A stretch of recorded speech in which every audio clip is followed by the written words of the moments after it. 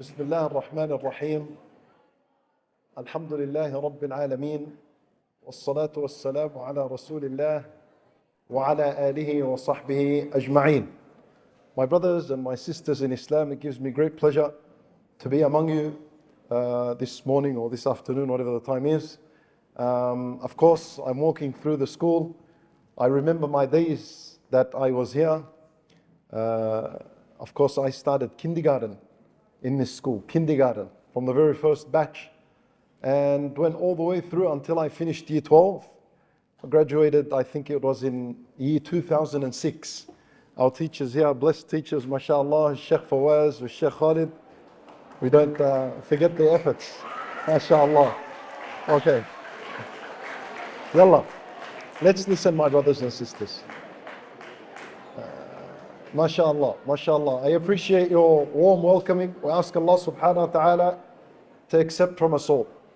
My brothers and my sisters in Islam, I ask Allah Azza wa Jal that He bless you all in your studies and in your future years. I ask Allah Azza wa Jal that He keep you sincere and that He allow you to accomplish that which you want to accomplish in life and to grant you steadfastness upon Iman and Islam. My brothers and my sisters in Islam, I want to share with you a very important hadith of the Messenger sallallahu alaihi wasallam. And our talk is going to be about this hadith. This is a hadith known as Hadith Qudsi. Who knows what a Hadith Qudsi is? Have you heard of this word, Hadithun Qudsi? Ashallah, Fadda. MashaAllah, MashaAllah. Al-Hadith al-Qudsi is what Allah Azza wa Jal revealed. That's what a Hadith Qudsi is. So essentially, its message and its wording is from Allah Azza wa Jal. And then the Prophet Sallallahu Alaihi Wasallam paraphrases it and he speaks it to the Ummah. And that's how we get to know what Allah's message is. This hadith, it has a couple of points. And I want to bring it to your attention. Perhaps you've heard it before, you haven't heard it, but I want to explain it in a way where you can relate to it and follow its guidance. Because everything that comes from Allah Azza wa Jal, no doubt, is guidance for mankind. You see, you can read 1 million books, and you can watch 1 million documentaries and 1 million videos. And that's all by human effort. We do research, we come with conclusions, and we present it to you. Could be right, could be wrong. But what comes from Allah Azza wa Jal is absolutely correct in every single word of it. And not only that, but it offers guidance. If you are to follow what is in this hadith, you will be guided. You will be guided from among all mankind. And you will be walking upon a straight, clear path. And the path that you walk on would be full of light, and you're away from darkness, especially in a day and age where people are in darkness. And Nabi sallallahu alayhi wasallam said that Allah said, Ya ibadi, inni harramtu al-dhulma ala nafsi wa ja'altuhu baynakum muharraman fala tadhalamu. That's the first part. Listen carefully, because this is what Allah wants us to know.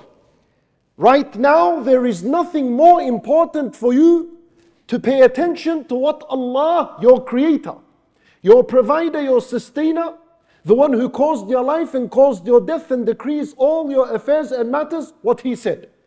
There is nothing more important than this right now. You're only sitting where you're sitting and you're breathing, and your heart is still beating, and the blood is flowing in your veins and in your arteries because Allah has given permission for that to do so. Otherwise, you will not exist and you will not be among us. So you need to appreciate the message of Allah and follow it and pay extra attention to it. And Nabi sallallahu alayhi wasallam said that Allah said, Ya ibadi, my slaves. This is a direct message from Allah to you. Because you are a slave of Allah and not a slave to society and its standard. You're a slave to Allah. So follow what Allah is going to say of advice. He said, Inni harramtu al-dhulma ala nafsi. Allah said, I made oppression forbidden upon myself. وَجَعَلْتُهُ بَيْنَكُمْ مُحَرَّمًا فَلَا تَظَالَمُوا. and I have made oppression and wrongdoing among you people haram. So do not wrong and oppress one another. Let me give you an explanation of what this means. The vast majority, when they hear this hadith, they say, oh, it is now haram to oppress another Muslim. So I can't hit another Muslim, I can't insult another Muslim, I can't abuse another Muslim, and so on. But let me tell you something before all of this. And that is, Allah Azza wa Jal is saying that oppression and doing wrong, for Allah it is forbidden. Allah will never ever oppress anyone, and He is never unjust. Allah is fair and wise in everything He does. And the greatest oppression you could do is the oppression and the wronging against your own self. That is the greatest type of oppression you could do, to wrong yourself. So every sin that you commit and every disobedience that you commit and every transgression and rebellion against Allah and His laws, you are wronging yourself. You are harming no one but yourself. That's what you're supposed to know. That is the greatest form of oppression, to wrong and harm yourself. Every haram you do, don't ever think that you harmed Allah with it or harmed someone else with it. You are harming your own self. And Nabi sallallahu alayhi wa sallam, he said, إن العبد إذا أذنب نكتت في قلبه نكتة سوداء. When the slave does a wrong, when you commit something haram, and Allah Azza wa Jal knows exactly what you're doing. And the sins of today are plenty and they are many. And they are easy and they are accessible unlike ever before. Today the sins are found in this. Before you used to go out of your way to look for a sin. Today the sins are here. They are all here. Very easy. Before you had to look up to see a sin on a billboard of nudity and adult content and so on. Today you just have to drop your head down and everything is on your phone. And you can be wherever you want. Every single sin that a person commits is a black dot inscribed on his heart. Your heart. You're harming yourself. Would you take a texter now and put dots on your white clothes and just keep dotting? Every sin you commit is a black dot on your white heart. You wouldn't do that to your clothes. Yet if you went and got a texter and scribbled on your clothes, it'd be much easier than bringing these black dots onto your heart. Because on the day of judgment, what is judged is your heart, not your clothes. That's what would be judged. Every sin is a black dot. And I tell you something, anyone who has access to internet these days, you need to treat it like a loaded weapon. Anything that you have of devices, an iPad, an iPhone, anything that is technology, a laptop, a PC that has internet connection, you have to treat it like a loaded weapon, in which if you use for something haram, you are actually shooting your own self. That's what essentially you're doing. Not physically, but spiritually. You shoot your own heart and you're putting a black dot on it. That's how you have to treat all these means of haram. You need to be extra careful. And you need to remember Allah's word in this hadith. Allah said that He has made wrongdoing prohibited upon Himself. If Allah doesn't do wrong, then He has made the same thing upon mankind. He forbid upon you to wrong yourselves. So you need to be very careful when it comes to sins. You might, from time to time, slip and fall into committing a sin. And I tell you, especially the young youth that have social media, right? And I can assume that the vast majority of you here have social media on your phones. You open the social media, and it's not long before you see something haram. Before you click onto her profile and go in and slide picture after picture, or from reel to reel, or from one short to the other, each and every single glance to al-haram, you are hurting your heart. And this will have major consequences. Every sin you commit weakens the body.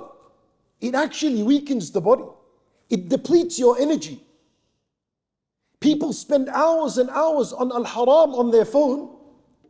They sleep very late at night because he was busy sinning against Allah for most of the night, wakes up the next morning depleted of energy, can't focus in his studies, can't learn, can't memorize, feels frustrated, feels stressed and upset, hates himself. These are all consequences of sins that you need to be careful of. And so Nabi sallallahu alayhi wasallam said, when a person commits a sin, he puts a black dot on his heart, فَإِنْ هُوَ تَابَ سُقِلَ قَلْبُهُ. There is a chance. There is hope. Don't think that your life is dark and gloomy as I have described from the very beginning.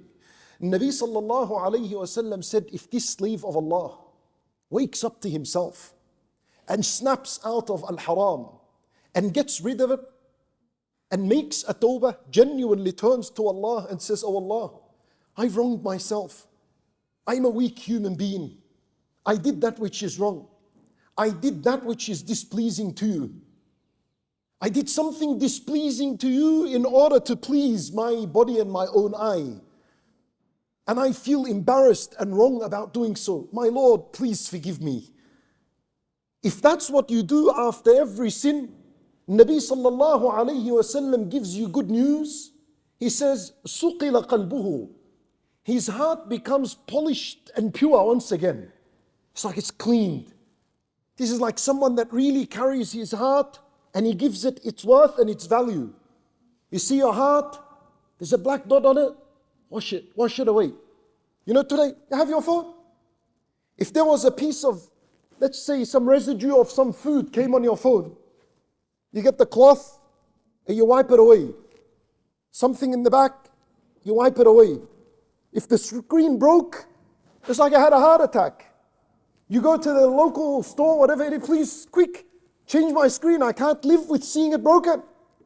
That's the attitude you're supposed to have with your heart. That's the attitude you're supposed to have here. And every sin is damaging the heart. It's breaking the heart. It's weakening the heart. It's blackening it. It's becoming filthy. And I said to you on the day of judgment, what is presented before Allah is your heart, not your phone and your materialistic matters. The day you die, all that is thrown in the bin. Today when people die and they wash them, they take the wallet out of their pocket, they throw it in the bin or give it to the family because khalas, there's no more relevance for him. But your heart goes with you, it's carried on. Allah Azza wa Jalla, He says, يَوْمَ تُبْلَى السَّرَائِرِ. On that day, what was in the heart is going to be coming out, and this is what is going to be judged. Imagine someone that never paid attention to the state of his heart and didn't care less about his heart and how it is. All he cared about was his clothing and his phone and his matters that were around him that he owed and his table. That's all he cared about, and his bag and how it looks, and every year I need to buy something new. This is not the right attitude of a Muslim. Yes, look after your stuff, no problems. But you got to give more importance to the state of your heart. And with every sin you do, whether you know it or not, you're damaging yourself. The purpose of life is to follow Allah's rules and commands. That's the purpose of life. A man came to Nabi sallallahu alayhi wasallam, said to him, Ya Rasulullah, if I pray my 5 daily prayers and I deem what's lawful, meaning whatever Allah has said is halal and an obligation, I follow that. وَحَرَّمْتُ الْحَرَامِ, and I condemn everything that is unlawful, meaning everything that Allah said is haram, I keep away from it. This man said, and I don't add anything to this. I just pray 5 prayers, I do the obligations, I keep away from what's haram and what's prohibited. أَأَدْخُلُ الْجَنَّةِ, Am I going to enter the paradise? And he said, I don't add nothing to this. I don't want anything extra. Just this. Nabi sallallahu alayhi wasallam said to him, Naam, yes, you'll enter the paradise. Because that's the purpose of life. The purpose of life is that you live on Allah's earth and there are rules to follow. Like you walk into school, right? Why are you all dressed like that? Why are you all dressed the same? That's a school policy. I need to follow it. You try to go against school policy, you're removed from school. But in the larger scale of things, because school is not everything. A few years, you'll finish, you'll come out. School is not everything, you'll come out. There are laws of Allah to be followed. That needs to be followed more than any policy in your life. And Allah Azza wa Jalla has made things obligatory that you're supposed to commit to. And He's made things that are haram that you have to keep away from. You have to put extra effort in keeping away from that which distracts you in your relationship with Allah Azza wa Jalla. If your phone is causing you a lot of trouble and a lot of sins, wallahi, with no exaggeration, it is worth throwing it in the bin to save your iman and your relationship with Allah, which will be the only thing that's judged on the Day of Judgment. You need to be very careful with the state of your heart and how it is. And I tell you something else. The hadith that I began with, Allah said He made oppression and wrongdoing prohibited upon Himself, and He made oppression amongst you people haram, so do not oppress others and yourself. We said that committing sins, you are harming yourself. You're harming yourself, your heart. You will face consequences for this in this life, in the grave, in the afterlife. Perhaps there's something that you want in this life that's been deprived of you because of your sin, as the Nabi sallallahu alayhi wasallam said. That could be the case. Okay, but even worse than this is when you commit a sin and then you feel the urge to invite and encourage others to do it. That's even far worse. That is the behavior of Iblis. Anyone who commits a sin and then feels the need to share it with others, so takes a sip from the vape and then tells his friend, here, try with me. Or sees something haram on his phone and then shares her profile to a friend of his. Or takes a picture of something haram and sends it to his friend and on the WhatsApp groups. See that? You're encouraging others to al-haram. You are doing exactly what Iblis does. Because I tell you, when Iblis disobeyed Allah's command and he did not make a sajda to Adam, you know what Iblis said? Allah Azza wa Jal said, وَإِنَّ عَلَيْكَ لَعْنَتِي إِلَى يَوْمِ الدِّينِ. You will have my curse for the rest of your life. When Allah cursed Iblis, what does that mean? It means He removed him from His mercy. So Iblis doesn't enjoy Allah's mercy anymore. When Allah said that to him, Iblis said to Allah, فَبِعِزَّتِكَ لَأُغْوِيَنَّهُمْ أَجْمَعِينَ. He said to him, I swear to it, by your might, I am going to deceive them all. Meaning what? Meaning Iblis took on himself that I'm going to encourage them all to sin and rebel and disobey. So when you do something haram, and then you find this urge and need to share it with others, you're harming your Muslim friend and you're doing exactly what Iblis does. Now you're in double trouble. You did the haram, you invited someone else, double the sin now. Really? Is that the state you want to find yourself in on the Day of Judgment? Carrying your own sins and then carrying someone else's sins on your back and walking to Allah with that. What an embarrassing sight for it to be. And that's, I'm telling you about someone that is careless and doesn't turn to Allah in repentance. I tell you something. If you're not careful about the matter of sins and unlawful matters, from the very start of your life now in your young ages, this matter is only going to grow and bring you into a lot of trouble later on. I'll tell you something. Today, there's a lot of criminals out there. Some huge, big names, criminals. You've heard of them. This gang and this gang and this gangster. Murders, shooting, corruption, money, stealing, armed robberies, right? Stabbing one another. All of this you're aware of. Big names in prison, doing many years, doing life, drugs and selling drugs and making money and then eventually getting killed. You know all these people? You know all these people? They were all like you one day. They all sat where you are. They were quiet, humble students. They were learning. They were going back home, enjoyed time with their parents, came to school, learned and so on. But what happened to them? Because from the very beginning, they were not careful when they began to commit the sins and to encourage one another upon them. That was their problem. They never stopped from the beginning. They would commit a sin until it became normal in their life. Then would get onto another sin until it became normal in their life. And kept moving from one to another until they became huge criminals. So the advice is, when you find yourself addicted to a sin, make sure you understand that from the greatest goals in your life is to see how to break free from this sin and how to cut it from your life. You need to be very careful. Is it a friend that is inviting you and pulling you into this sin? Cut him. Cut him from your life. It's not worth it. Is it social media that is dragging you into addiction? Cut it from your life and it's worth it. And this was the advice of the Messenger sallallahu alaihi wasallam. And I tell you something, every single effort that you put into yourself to keep away from a sin, this is a point of iman for you. And this is a good deed for you. And this is you implementing at-taqwa, right?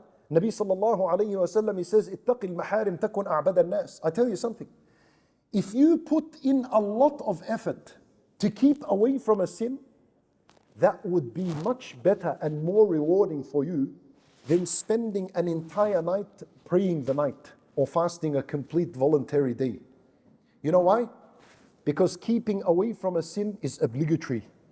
And praying the night is voluntary, and performing the obligations takes precedence over doing that which is recommended. So that's the first point in the hadith. فَلَا تَظَالَمُوا.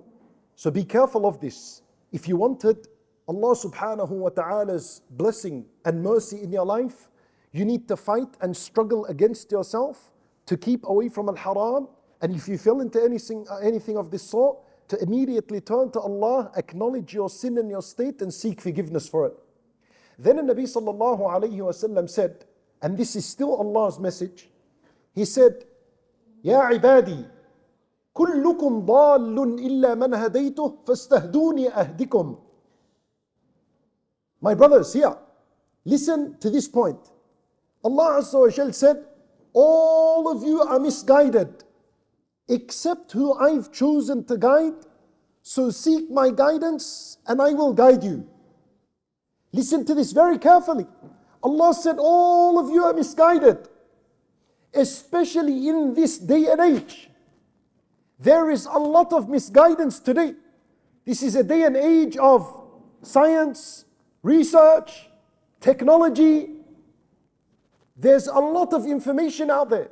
This is a day and age of fabricated ideologies, atheism, feminism, liberalism, LGBT groups that are all over the place. There's a lot of misguidance today. An incredible amount of misguidance. Wallah Azza wa Jal, He said, all of you are misguided except those who I've chosen to guide. إِلَّا مَنْ هَدَيْتُهُ. So what are we supposed to do? فَاسْتَهْدُونِي. Seek your guidance from Allah Azza wa Jal. The Muslim, it is incumbent upon him, especially in these times, to always turn to Allah and ask Him for guidance. Every single day, at least we are asking Allah 17 times a day for guidance. That's in our prayers when we say, اهدنا الصراط المستقيم. فاستهدوني, seek my guidance. And the greatest source of guidance is in the word of Allah Azza wa Jal, the Quran. Because the Quran is a book of guidance. It guides. Whenever you're confused about a matter, Because later on you'll finish, you'll go to university. That's where the breeding grounds of disbelief is, and it'll affect you. And if you don't have a shield with you to protect you from all this disbelief and all this misguidance, you will fall victim to it. And the greatest shield that you can have against the misguidance and corruption is the word of Allah, the Quran. This is why I was impressed, alhamdulillah, to hear from your teachers that they have redeveloped the way they are teaching Quran and Islamic studies in the school. And from the main things they are focusing on is teaching the meaning of the Quran, which is very crucial and extremely important, because it's only through the meaning of the Quran that you'll know what Allah's guidance is for you, and you'll remain steadfast and know what's misguidance and what's guidance, and you'll know what to follow. This is very important. Allah Azza wa Jalla said, فَاسْتَهْدُونِي, seek my guidance and I will guide you. أَهْدِكُمْ, right? And then at the end of the hadith, and I bring this as a final point to your attention, my brothers and sisters in Islam, boys here, if you can give me 5 minutes of your time, inshallah, and then I'll conclude bi'idhnillah. At the end of the hadith, the Nabi sallallahu alayhi wa sallam, he said, إِنَّمَا هِيَ أَعْمَالُكُمْ أُحْصِيهَا لَكُمْ ثُمَّ أُوَفِّيكُمْ إِيَّاهَا. Nabi sallallahu alayhi wa sallam, he said that Allah said, it is your deeds that you do. You see, every good deed that you do, it's yours. You own it. You will benefit from it. No one else. Allah Azza wa Jal only collects and records it for you. And then He'll pay you in full on the Day of Judgment. I want to give you a story of an old man that used to work for a construction company. Listen to this. There was an old man. He worked for a construction company. He used to build homes and so on. He got old and he wants to retire now. So he said to his boss, I want to retire, I can no longer build anymore, I want to go back to my family and live among my family and relatives. So they said to him, okay, no problems, we'll accept your resignation, but you have to build one more house for our company. One more, and then go. He said, yeah, okay, no problems. He's very excited. He quickly built this house. He's using their resources, their cement, their bricks, and he finished quickly. And he said to them, finally, I'm done. Here's the form, take it. I'm resigning. They said to him, okay, no problems, but we just have a gift for you. So they put him into the office and they said to him, you see this house that you built? Take the key and this is your house. That's our gift to you. And so this man begins to slap his head and his face in regret. I should have taken my time. I should have built a dream house that I have always visioned for myself. Right? I wish I had taken my time, but khalas, it's too late. The idea, the point of the story is that you will be surprised and shocked to find out that on the Day of Judgment, all your obedience of Allah and all your righteous deeds are going to be packaged in a box and given to you. Here, this is yours. So how do you want to see your reward on the Day of Judgment? Every prayer that you rush through, and every prayer that you abandon, and every sin that you did, and every obligation that you left out, or you did halfway, thinking that you're benefiting someone, you'll be disappointed to see that you're the one that ruined your own reward. Allah Azza wa Jal doesn't benefit from your good, and He's not harmed by your sin. Every good you do, you will see it on the Day of Judgment, and you're rewarded for it. It goes to no one but you. How do you want to build your reward on the Day of Judgment? How do you want it to be? That's why you need to understand, especially as-salat should be the greatest focus in your life, and that you conduct it correctly in order to design and fix your reward on the Day of Judgment. This is very important. And I say to you all that, I know, all young kids here, you all have big dreams. All of you want to own a lot of money. You all want a good new car. You all want to travel. You want to do a lot of things in your life. You want a lot of success. You want to open a business. You think of this and you think of that. But I tell you something. All that which you are dreaming of will only come to you in a manner that is pleasing to Allah if you'd befriend two things in your life, that is the prayer and the Quran. These are two friends you need in your life. Al-Quran was Salat. If you look after your Quran seriously and you read a small portion a day and you try to memorize what you can and understand what you can and implement from this Quran what Allah has said, and if you pray your prayers in a manner pleasing to Allah, keep these two as your friends, bi'idhnillah, anything that you wished for and wanted, if it is good for you, Allah Azza wa Jal will grant it to you, and there'll be great barakah and great blessing within this. My brothers and sisters in Islam, at the end of this talk, I ask Allah Azza wa Jal that He accept from us all and He bestow His mercy and His blessing and forgiveness upon us all. We ask Allah Azza wa Jal that He keep our hearts firm upon La ilaha illallah. We ask Allah subhanahu wa ta'ala that He continue to guide us to the straight path, to a path that is pleasing to Him. إنه ولي ذلك والقادر عليه وصلى الله وسلم وبارك على نبينا محمد وعلى آله وصحبه أجمعين وجزاكم الله خيرا.